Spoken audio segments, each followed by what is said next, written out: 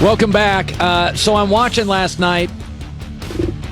LeBron, face of the NBA last 10, 12 years, surpassed Michael Jordan, face of the NBA for a long time. And I've said this about the NBA. It's never been a parity league. It's been about dynasties and stars. I started watching the NBA in the 70s. Okay, and these are the faces of the league in the NBA since I started watching it. Wilt Chamberlain was a Laker. I watched him as he was a very old player. Then Dr. J in the late 70s. Magic and Bird were the faces of the league. Michael Jordan, into Shaq and Kobe, into LeBron. Now, Tim Duncan was great, but he had no personality. Kareem Abdul-Jabbar is the greatest player ever that's never been the face of the league. He was the most dominant scorer, but aloof, no great personality. He just wasn't.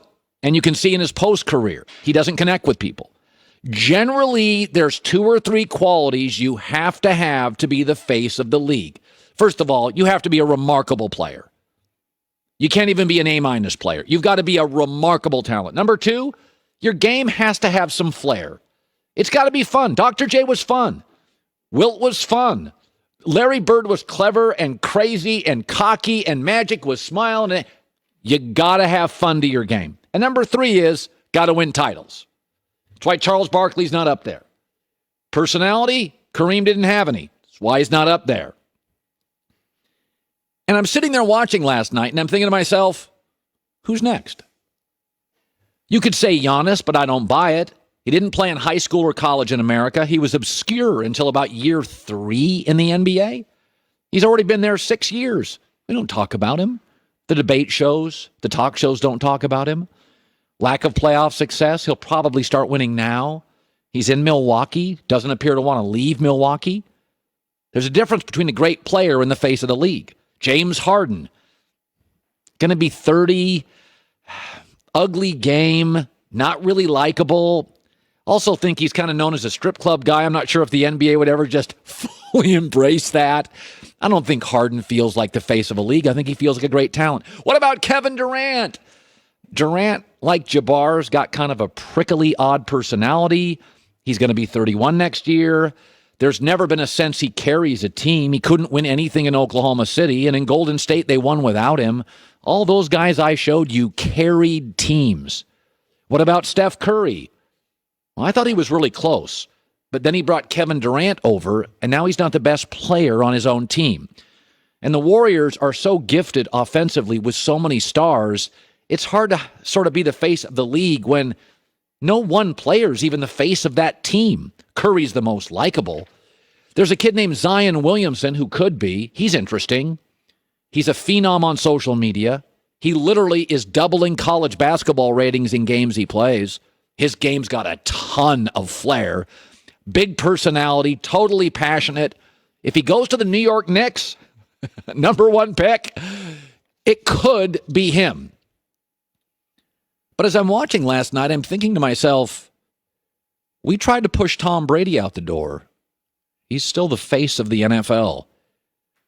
My guess is the faucet looks like it's been shut off with LeBron. He's still 27, 8-8, with a major injury, with a disjointed basketball roster with no shooters that doesn't play to his game. My guess is for the next 5 years, the face of the league will continue to be LeBron James. It will be. Never forget this about Kobe Bryant. His career looked like it was over. But Los Angeles is all about reinventing yourself, sometimes through Botox, teeth caps, and sometimes by throwing somebody on your roster. Kobe Bryant's LA career was multiple careers. There was Kid Kobe, Shaq Kobe titles, Shaq leaves, Kobe's pissed, Lakers irrelevant, Gasol arrives, back to titles. Then the last 3 years were like final ugly year Kobe where he scored 60 in the last game. Kobe's career was a series of wild swings. Phenom, titles, dang it, Gasol. Ugh. A lot of notes to that song, a lot of melodies. You start looking around the league. I don't buy Harden. I don't buy Giannis. Zion is very, very interesting. I'm just not sure his game will be dominant enough at a pro level. But we keep pushing Brady out, and Tom's still the face of the league at 41. My guess is in 5 years, Lakers going to land a couple of pieces around the king. He'll still be the face of it. Here's Joy Taylor with the news. No. Turn on the news. This is the Herdline News. Well, it's no secret that LeBron and Jordan don't have the closest relationship. True. And after he passed Jordan to move into fourth place what happened? all-time point list, MJ put out a short statement. What? Mm-hmm. He did? He said, I want to congratulate LeBron on achieving another great milestone during his amazing career. That's it? Yep. Joy, there's not a comma? No comma. I want to congratulate LeBron on achieving another great milestone during his amazing career. I could have written that. Yes. That wasn't. But it's just very straight to the point. No need for any kind of extras on it. And LeBron talked about it after his achievement. He said, even with the relationship not being as you would want it as you're growing up, obviously, at the end of the day, what he was able to do on the floor and off the floor throughout his playing days inspired a kid from Akron, Ohio.